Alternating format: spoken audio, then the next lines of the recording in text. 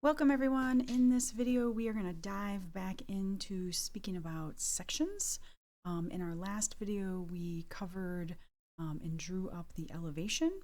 In this video we're going to focus back on the section like we did in class. Again, I'm calling this a generic elevation and section floor plan exercise. This is the first time for most of us drawing in AutoCAD. We're getting our feet wet, we're learning about layers, we're learning about our draw tools, our modifying tools. At the very, very bottom of my drawing, but again, in the positive quadrant of the XY axis, literally you are looking at where we left off with the elevation.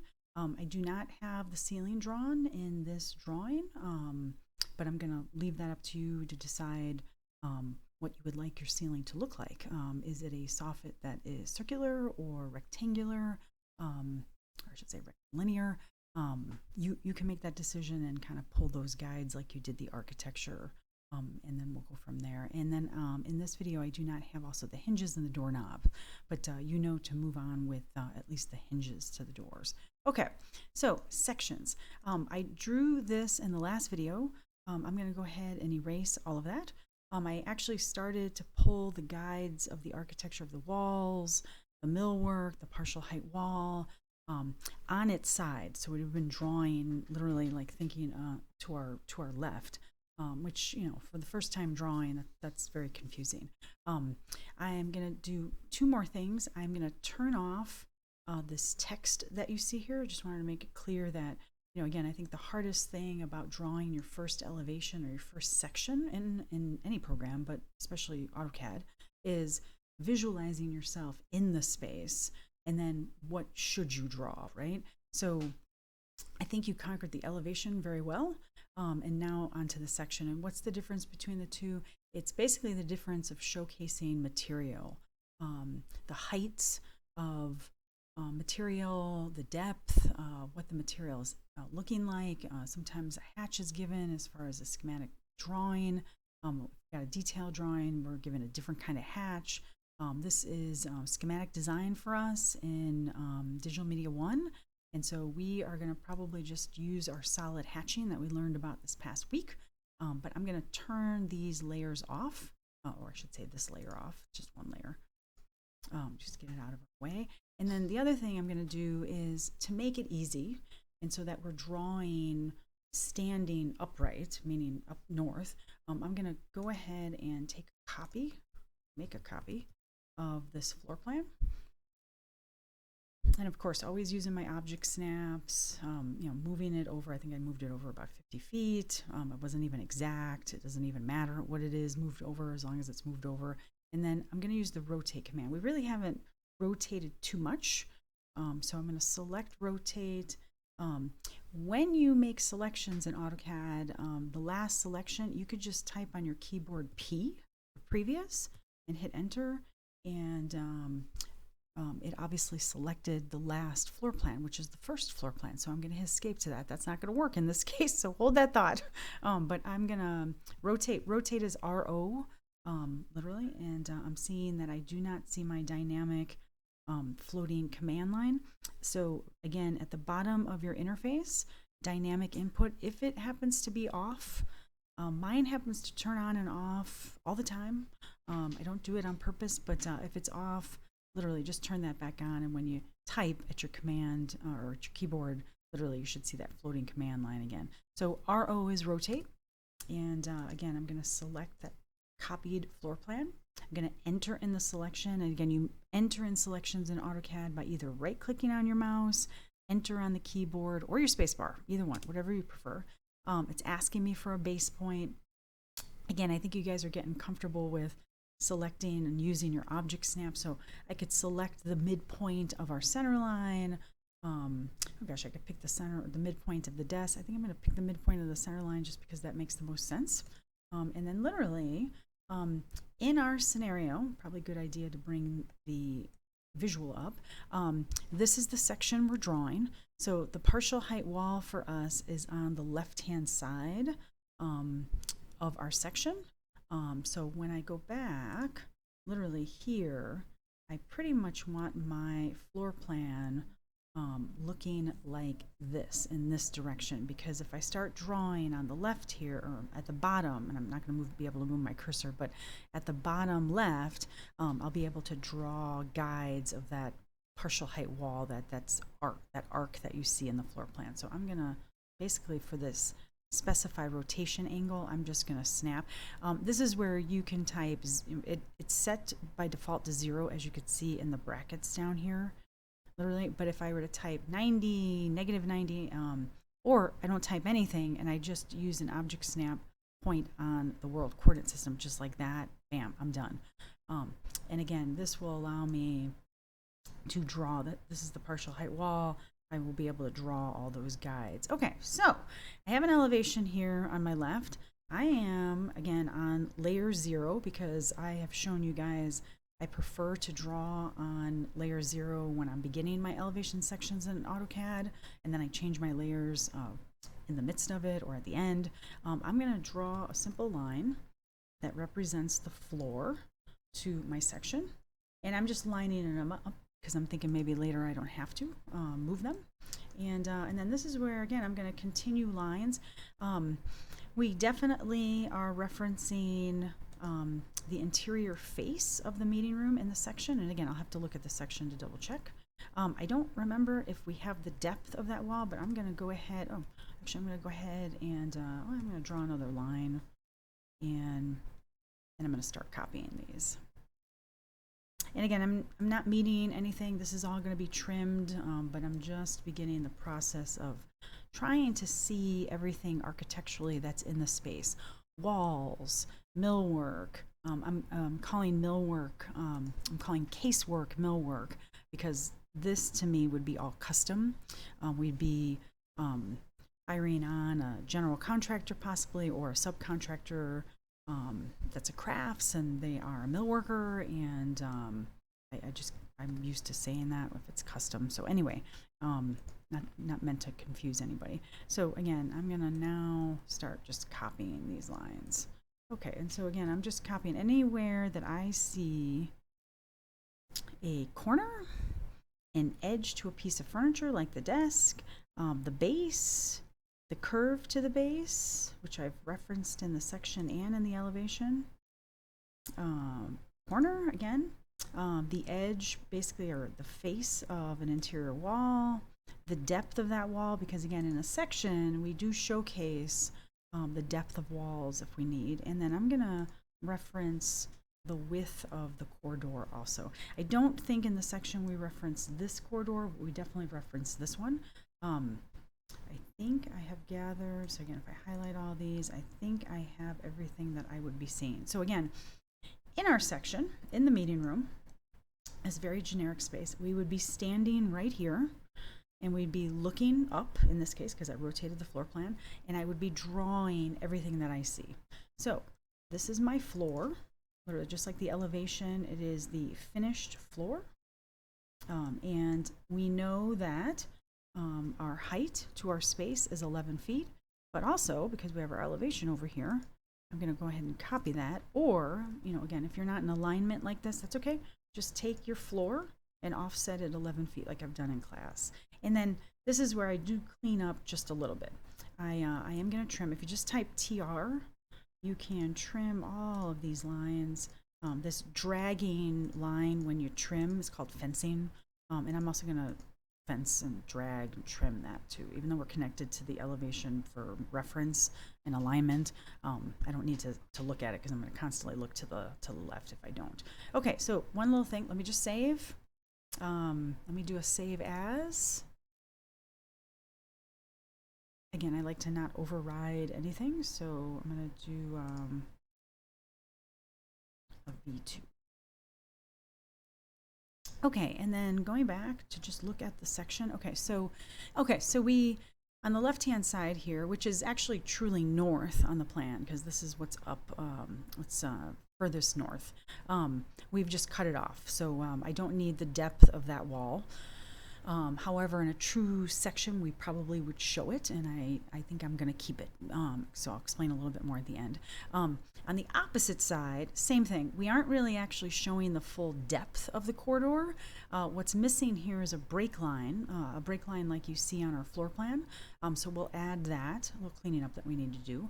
And then everything else looks pretty much correct. I did draw a curvilinear soffit for my ceiling. That's okay. Literally, like literally, when we get there, we can draw whatever you'd like. Okay, so for the most part, I do not need that line. A break line will be drawn, so I'm going to just leave that open. All right, a couple things. Where do I want to start? So I'm going to start with the desk.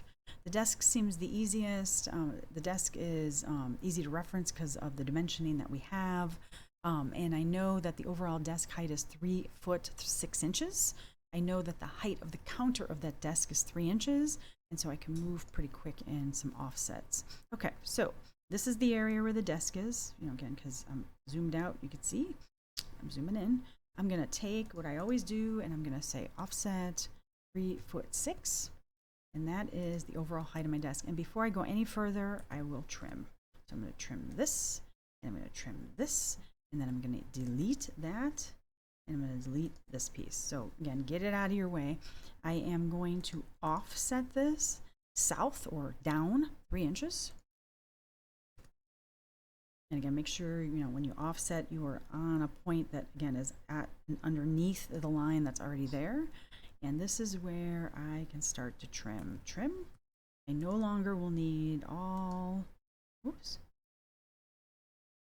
Oh gosh, sorry. I need to trim this and this and this and this first before I can do, oh boy, it doesn't want to drag my, there we go. Okay, my fencing wasn't working for a second. There we go. Whew. Okay, sometimes the fencing you gotta snap, hold, and drag. I'm still getting used to that one. That's new a little bit in AutoCAD 2023. Okay, other trimming. I do not need this line and that line because the base is more shallower. And again, if you needed to look back at the floor plan for that, by all means, go for it. And we have ourselves a desk. Again, if I need to double check any distances, I can distance, or again, if you just type DI, you can distance from endpoint to endpoint. I know 3, and that looks like 3 inches, but let's just double check. Yep, quick and easy. Okay, wonderful. One down. Okay, next on is the partial height wall.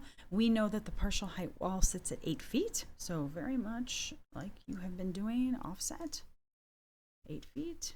Whoops, sorry, I think I did 8 inches, but again, make sure you get your hyphens and your quotes in there for inches and feet, like that. Again, trim right away. Try to do this immediately so I don't confuse myself. And then again, make sure you get rid of or delete any of the pieces left behind. I think that's the biggest thing of all, or else, in 5 minutes I might get confused. Anyway, so same thing here. I'm going to trim these pieces, and I can erase these. And then what I'm left with, this is my partial height wall. Again, I am going to take a look at it really quick here. So I have built this. I do not have the depth of that partial height wall, which I know is 4 inches, so I want to draw that. This is gonna be the edge to the cantilever shelf, so that is not going to be that full height piece yet. But here, I do want to offset 4 inches. Why I didn't drag that, I didn't think about it at the time, but now I do. And then the counter. So that cantilevered shelf, this right here, that sits at 3 feet with a 2-inch height. So same thing. I am going to take my wonderful floor, offset 3 feet, and trim. There, and there. And again, then you can hit escape, delete, and delete. And just, I'm constantly like double checking nothing is beyond that, so I need to delete. And again, that counter, that cantilever counter is 2 inches in height. So 2, and again, I am going to offset it moving down, moving south. And then this is where this line can trim and trim. That is what that is supposed to look like. So this partial height wall, again, let's talk a little bit about material. This is probably drywall. This cantilever shelf, we really haven't talked about any material, but it can be anything that we want it to be. But they are two different materials, so definitely they are separated by this little line right there. Again, this is probably drywall also, but in a section, we have cut through this element, so we are seeing that material. That's why we're seeing that 4-inch depth of a wall. Same thing with the desk. The desk we're cutting through, but it's such a simple desk that you kind of can't tell that. You can tell that more with the partial height wall and the cantilevered shelf. Okay, for the rest, let me just take a look. Yep, no, we're good. Again, if I had a ceiling, which I don't in this floor plan, I would also draw that guide up, which I know I did in class, but you know, again, I know you guys can handle that one. Okay, so the rest, I'm gonna trim. So I'm going to trim these pieces because I can, and I can trim these also, but let me just explain this a little further. So in a section, like I said, we're slicing through the space, and so we have a 6-foot opening at this door. So that opening should be represented here. So we need to know what the height of this door opening is, and since our doors, our pivot doors, back in our elevation, I believe we're 7 feet. Let's just double check. I think they're 7. Yep, 7. We're gonna make this 6-foot wide opening in the floor plan, also 7 foot in height. So again, very similar. I'm gonna take my floor, I'm gonna offset it 7 feet, and then I am going to trim. So in this case, that's a huge trim. That one will just disappear, and then we can just erase this. So this line, which is a solid line, we're gonna cut it, or cut at point. I'm sorry. If you go to your modify panel and open up that pull down, break it point. That's what it's called. Sorry, I couldn't remember right away. Apologize. Too early in the morning. Break it point. I'm going to break this line at the point of the door because the header, and that's what this is called at the top, that's going to be on one layer and the bottom is going to be on another. Okay, so before I go any further, let's just do that, right? So break it point. First question you're going to be asked is, of course, select the object you're breaking. Then it's going to be asked, or you're going to be asked, specify the break point, which again, I have perpendicular on. This is where I will turn it off. Just want to make sure this is either referencing endpoint or intersection, I guess, but I don't think I have intersection on either, but endpoint. And then I'm going to hit escape, and then I'm going to hit the enter key, or right click on your mouse and get right back into the break at point command. And I'm going to select the opposite line. Again, specify breakpoint, definitely at that intersection. Here we go. Intersection's popping up now. And then literally, you guys, I have taken that line and chopped it into 2 separate objects. And to help this, the door opening itself, we don't want that on a heavy layer at all. So in our layer system of EI-ELEV 1, 2, 3, 4, 5, 6, 7. 1 is the lightest in our CTB file, so literally I'm going to change that right away so you can visually see it. And then I will trim these lines. Whoops, like that. And this is where, just like the elevation, the outline to your elevation is on layer IELEV6. We're going to do the same thing here. I'm going to change these 2. And again, you can use the pull down in the layer properties, but that's the whole point of this properties window. So again, if you don't have that properties window up, if you just type PRO, it'll automatically, the properties command will pop up and it'll pop up this window. That's from many versions ago, and it's really convenient. Some people actually have it docked in AutoCAD to the left, which is fine. Actually, you can totally do that. But I do turn mine on and off quite a bit just for space. Again, that's just the way I work. No big deal. Anyway, and then you can just select your objects and change them manually like this. I did leave the depth of the wall here, and I'm going to keep it that way. So basically, how do I want to handle this? I am going to make both of those on the correct layer. And again, I can change the layer here, but then I also wanted to share, don't forget about the wonderful, it's match layer. If you have an object that needs to be a different layer, select it and then select an object that is on that correct layer. And again, it's a two-step process. Again, I don't know how much time you're saving either way, but it's just another option for you, not to get you more confused in any way, but to help.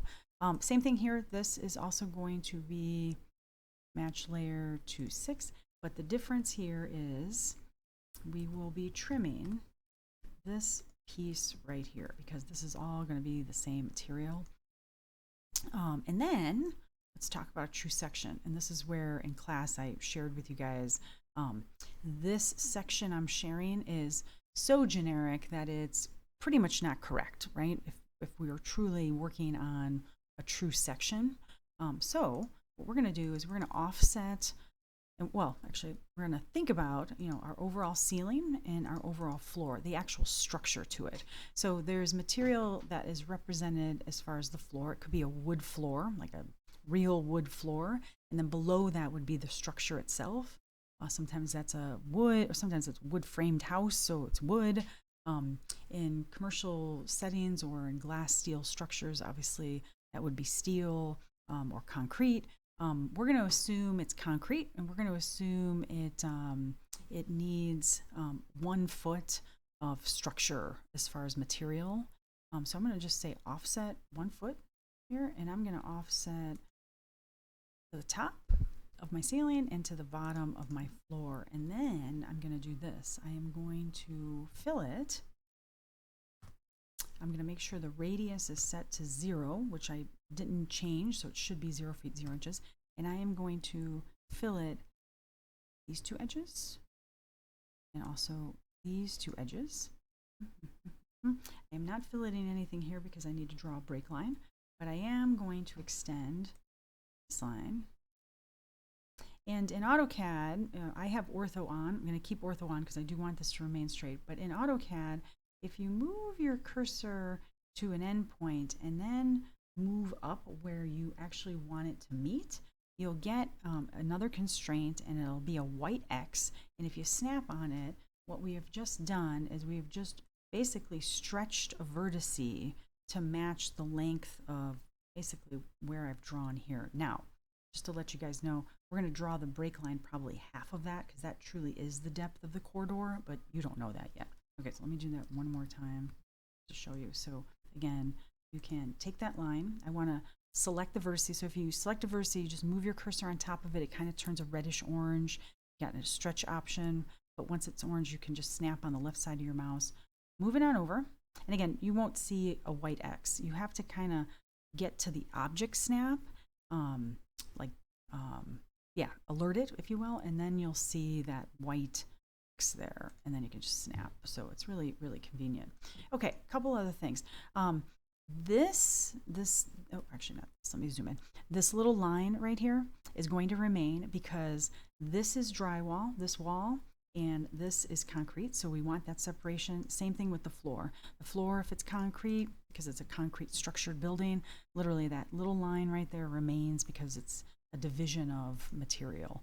So wonderful there. Again, I have not saved. Control S, quick save, or in the quick axi bar in the upper left-hand corner, you can save. Okay, a couple other things. Some other layers for our section. Okay, and again, just like elevation, what's closest to you in an elevation is what should have some weight to it. Not necessarily is that true with a section, but we're gonna tackle that way. So I am going to say that the base to this desk is going to be also on the elevation layer, IELV1. I'm going to say that the counter, because it is something that is closest to us, I'm going to put that on the color green. I am also going to, we are seeing a couple things here. I'm going to take the wall that's basically cut, and I'm also going to highlight that and put that on green. Again, I want it to stand out a little bit. which tells me that I might need to break a point right here because I want this piece to be green, but I don't need this to be green. However, let's think about this. No, you know what? Yeah, let's do it. So break a point. Hold on. So break at point, that line. Let's cut it there. Again, I'm going to do my match layer, and I'm going to set it there. And then literally this is also a partial height wall that's cut, obviously. But I'm going to change this to just the one lighter. So I'm going to put it on the IELV2 elevation layer. And the cantilevered shelf, same thing. I want that to stand out. And again, because it's closest to us, I'm going to also keep it on green. So I'm not sure if I'm going to, keep this, but I'm going to keep it for now and save. Okay, don't remember if I have a break line layer made. We made one in class. I did not make one here. I have just noticed that I have a layer that is incorrectly listed. That's right. I'm going to make a new layer. I am going to call this layer break line. Oh, actually, I'm sorry. It is A-ANNO because ANNO stands for annotation, and then we're just going to call it break line. And keeping it simple, on, thawed, unlocked, we can print. I am going to be placing this on the color assignment red as far as a layer, and I'm going to make it my current layer for now.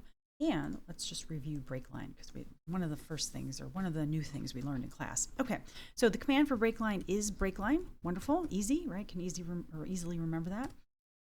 Two things that you always have to remember to change. Even when you're on your laptop, you want to double check. First is size. So what is the size of the break itself, the little lightning bolt that we want it to be? I'm going to make it a foot just because of what we learned in class. And then extension. So when the break line is created, does it extend beyond it? And we do want it to. So extension, and we're going to make that 6 inches.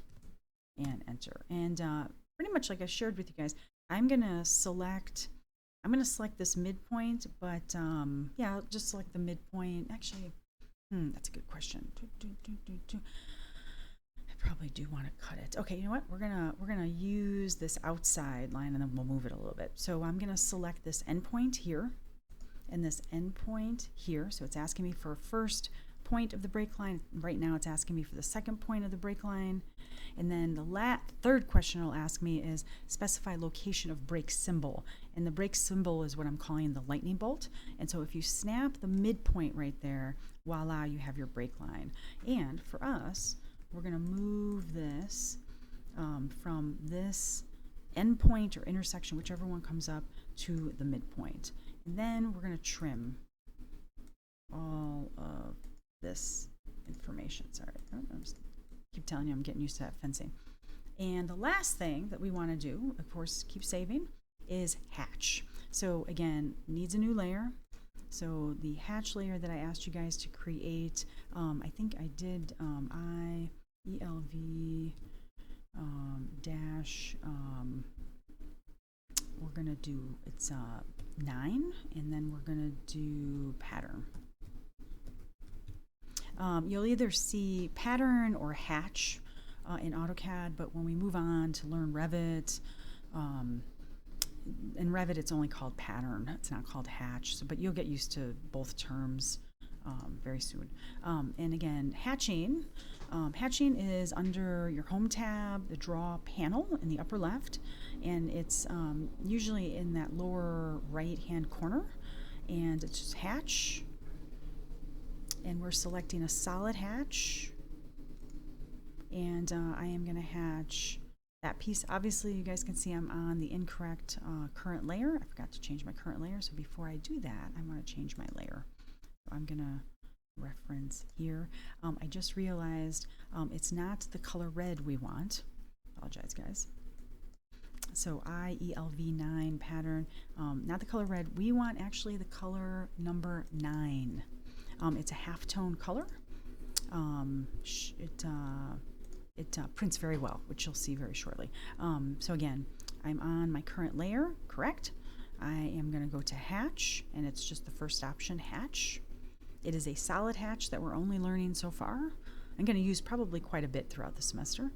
And then pick point is automatically by default set, and I'm just going to move my cursor inside where I want it to hatch and snap on the left-hand side of my mouse once. Same thing here. And again, if you need to zoom in, I'm a little too far away. Sorry, guys.